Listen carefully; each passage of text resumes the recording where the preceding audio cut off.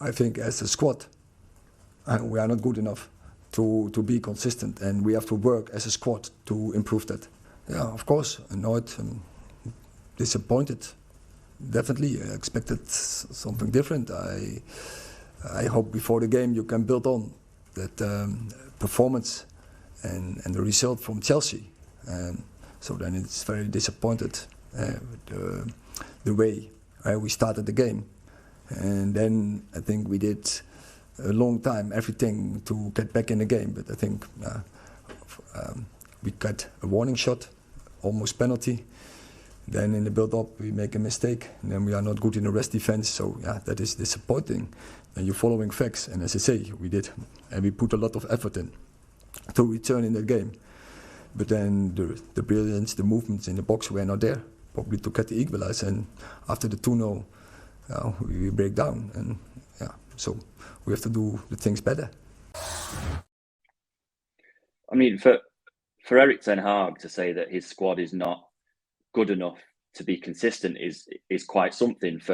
Firstly, because they were good enough to be consistent last season, good enough and consistent enough to finish in the top four and also to reach 2 cup finals. But also, since he's been Man United manager, he spent the best part of £400 million on new players. And to say that your squad isn't good enough to be consistent at this stage of his reign at Old Trafford is quite something. I mean, if I was a United fan listening to that, I would be quite worried, because this isn't a guy who's come in, is in the first sort of couple of months of his reign. He's been in charge for nearly 18 months now. He's had money to spend on players, and it seems like he still can't get a tune out of them.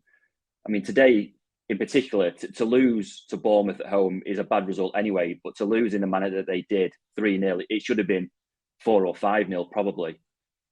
And the point that Ten Hag makes there about, they'd hoped to build on the win at Chelsea, that the idea around that win against Chelsea was that, this was a team that was really playing for each other, really playing for the manager. And then 3 days later to chuck in a performance like that against Bournemouth, I think is unforgivable, really. I know, Craig, that you've had something to say about, in particular, Bruno Fernandes today and the indiscipline he's shown at the end of the game to get booked and now misses that game against Liverpool. It's all evident of itself, really. It seems at the moment that we're very, very close to it all unravelling. I think it's the fact that, Rob, that Bournemouth have been better recently as Areola starts to get a handle on that job, but it's still Bournemouth at Old Trafford, and I don't think there's any excuses or anything that Ten Hag could say that would paper over clearly what are the cracks. It seems to me that the Chelsea result performance was actually the anomaly recently and not this Bournemouth game. It was Newcastle last week. There's been many others, and you just felt with the Chelsea game that there was something to hang on to. 28 chances, I think, created, lots of energy. Yeah, we're a little flimsy at times at the back, but you just saw them rolling on from that. Bournemouth at home, a chance to go and put another marker down. But, we're talking about, Dominic Solanke was arguably the best player on the pitch. He hit the post in the first half. You mentioned it, the goal that was chopped off that was going to make it 4-0. I mean, they were a shambles in the end. And Bruno Fernandes, Rob, whether people think he should be captain or not, they have a huge game against Bayern. They have a huge game against Liverpool coming up. He knows his manager's under pressure. He's the captain of the football club. He's one of the most senior and experienced and talented players. And he gets himself booked for basically gobbing off, which is something that he does regularly. He's now going to miss that game. So that's another big problem for Ten Hag going into the team that's sitting top of the league. And I just think it's unacceptable behaviour from a skipper, particularly when you're looking for leadership at a time when you are under the scrutiny that Eric Ten Hag is. I think it's unforgivable for your skipper to get booked in such a crazy manner. I mean, the biggest thing for me today, obviously there are tactical issues with that United team. The midfield at times is non-existent. I thought, you're right in that Chelsea game. I thought Chelsea suit them as opponents because they're probably both as bad as each other. They suit that kind of end-to-end game, and it's probably the team that United are going to look all right against. Bournemouth are a lot more organised. You mentioned there that they're banging form. I think they've won 4 of the last 5 games in the Premier League now. But the biggest thing for me today was that it wasn't necessarily anything tactical that was the biggest issue. It was particularly the first half. United were second best all over the place. They start the game in the first 30 seconds with a really weak back pass from Luke Shaw back to Andre Onana, and Solanke nearly nips in and wins a penalty. And all the way through that first half, they're second best. They didn't win a 50-50 anywhere on the pitch in the first half. And that says everything probably about where this Man United team is. And you just look at that stat that's on the screen now. That they've lost more games at home since Alex Ferguson than Sir Alex Ferguson lost during 21 years in charge. That just shows you the decline of Man United since Sir Alex Ferguson left. There have been managers that have come in since him, whether it's David Moyes or Van Gaal or Mourinho, Solskjaer. All these problems seem to bubble up again and again and again for these Man United managers. And obviously now there are going to be questions again about Ten Hag's position. You can't lose 11 of your first 23 games to start a season and not have those questions be asked of a Man United manager. But if you're going to ask questions about Ten Hag, the next question is, who are you going to get? Who is going to come in and change it? Because I don't see that anyone really is going to change, unless there's massive change off the field, that there's no manager that's going to come in and have the magic wand and change it. Everyone, Ten Hag's tried, Mourinho's tried, Van Gaal's tried. Obviously, there is going to be a guy that comes in and does it next. But I just think that until there's change off the field, you're never going to win. Couple of questions, Rob.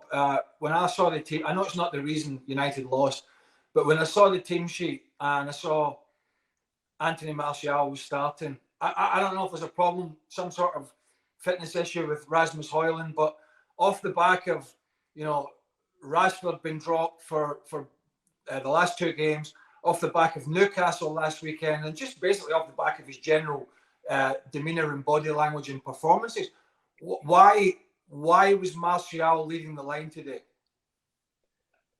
And I can only assume that it's because Martial played all right against Everton last weekend. He did all right. He still came off early. He wasn't fantastic. Obviously, there are issues around Højlund. He hasn't scored in the Premier League yet. I think Ten Hag is worried about running him into the ground because he has started an awful lot of games. He's still only 20 years old. I think that he thought that maybe Bournemouth at home was the chance to bring Martial back. Obviously, that's backfired because he's not played well. And obviously, United have lost. Not only that, he's been subbed before 60 minutes. And when his number's gone up, the 4th official's held his number up. There's been loud cheers around Old Trafford because he's going off. And that just tells you, what the United fans think of him after 9 years at Man United. He just hasn't performed well. And he started to become like the poster boy for that kind of, lack of effort, lack of desire that Man United fans think that affects an awful lot of their players. Obviously, Martial is not the only problem, but you're right. Having done quite well against Chelsea, you would think from a manager's perspective that you would try to keep as many of that team together. Obviously, he's had to change a centre-half because Lindelof's been injured.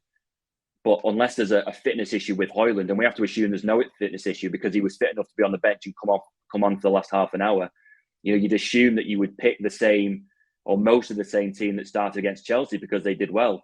So to make that change, A, before the game seems quite strange, and B, obviously it's backfired, and you can comment on it after the game. It does seem a strange one to me. I suppose the burning question again from a United perspective and the supporters, the Ineos investment from Sir Jim Ratcliffe is imminent. I believe you'll know more about that than me. Where does this leave Ten Hag? I mean, are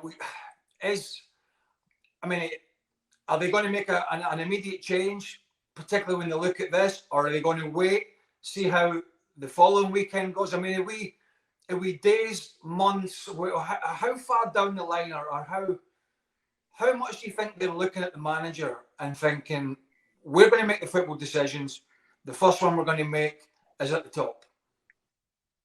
Yeah, I mean, it's definitely a question that has to be asked. It's interesting because when Radcliffe was first, or his team was first talking about having this 25% investment and taking over the football side, that they were quite bullish about Ten Hag. They said, he's popular with the fans. He did well last season. He's got a lot of credit in the bank. We're going to stick with him. I certainly think from conversations that we've had, away from all this, that attitude has cooled a little bit, and it's cooled because the results have not been there. The message still from Ineos is that if they came in, or when they come in and oversee the football side, there's an awful lot of people before Ten Hag who they would look to get rid of. They do want to make change in the football department. Obviously, Ten Hag is key to that football department, and his position would have to be looked at. But as far as Ineos go, there are other people ahead of him in the queue to go. That said, the main guy in any football department at any club is the manager. And if that team isn't winning, you have to look at the manager's position. Now, I don't think that there's going to be any kind of immediate change. What will happen is that Ineos will get this deal confirmed. They'll come in, they'll do their audit of that football department. They'll see who's in these jobs, what they're doing, whether there can be any kind of upgrades on that personnel. But eventually, if United don't start winning and don't start winning soon, Radcliffe will be forced to make a change, whether he wants to or not. I've seen you on the show a number of times saying, well, United can't stomach a season where they win one and lose one, win one and lose. That's just not good enough for Man United. And ultimately, the guy that pays the price for that will be Eric Ten Hag.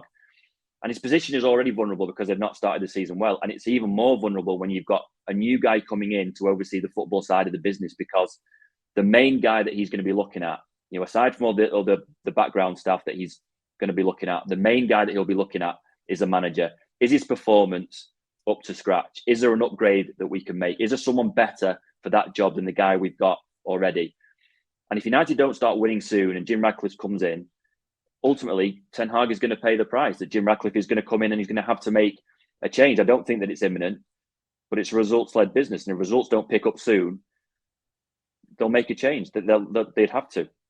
I think the frustration is that there was green shoots of encouragement last year, and that it just seems to have been 2 or 3 steps at least back the way. Do you think, Rob, or do you know that has Ten Hag had any? Do you think he's had any discussions with Ineos about the problems within the club already, or is he sort of blind to them coming in and just making decisions? No, I'm sure that he has had those conversations. I mean, when Radcliffe was here earlier in the year, when his bid first was on the table, that they met each other at Carrington, so there has been a conversation there.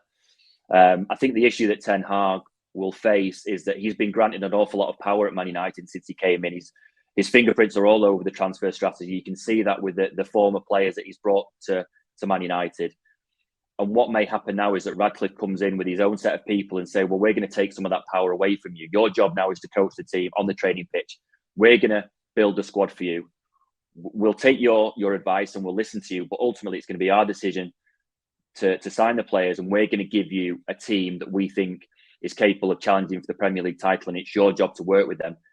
Then it becomes an issue of whether Ten Hag accepts that, whether he says, okay, I accept that. I'm going to have my position boiled down and I'm going to let you build a team. Or whether he's going to turn around and say, well, no, actually, when I came in, when I was appointed manager, I got told that I was going to have power over some of this transfer strategy. And if you're going to take that away from me, I'm going to have to rethink my own position. So, there's an awful lot of change that is coming at Man United, but we don't really know how that's going to look.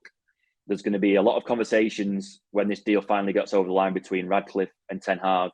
And the biggest thing for Ten Hag's future right now is working out a smooth working relationship with Jim Radcliffe. That's the main thing that he's got to do. If he can't do that, then he's going to have to leave, before he even gets to manage a game under Jim Radcliffe. If he can't manage that, there's no point carrying on.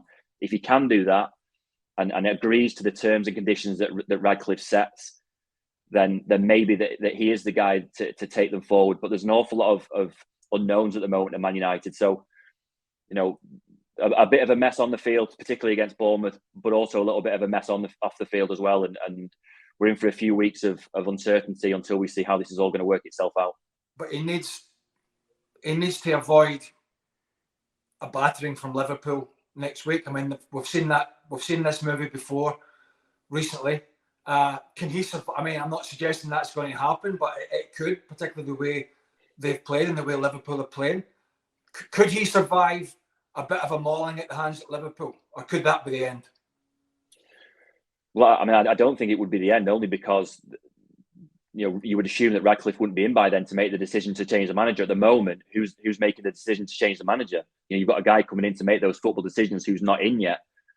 But you're right, it's an absolutely crucial week. You know, you could come off the back of an awful performance against Bournemouth. You could get knocked out of Europe by Bayern Munich on Tuesday and then go to Anfield and get battered. You know, they got battered 7-0 last year. You know, I'm not suggesting that it's going to be 7-0 this time, but you know, there are signs there that suggest that Liverpool could give him another hiding.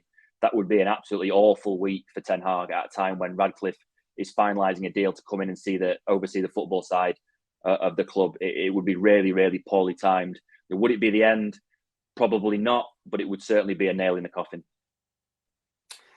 Well, just when Ten Hag got his manager of the month and, you know, everything looked to be turning in the right direction, little old Bournemouth turned up. So we'll see what comes of the next days and weeks and this Man United story that just keeps rumbling on. Rob Dawson, thanks very much.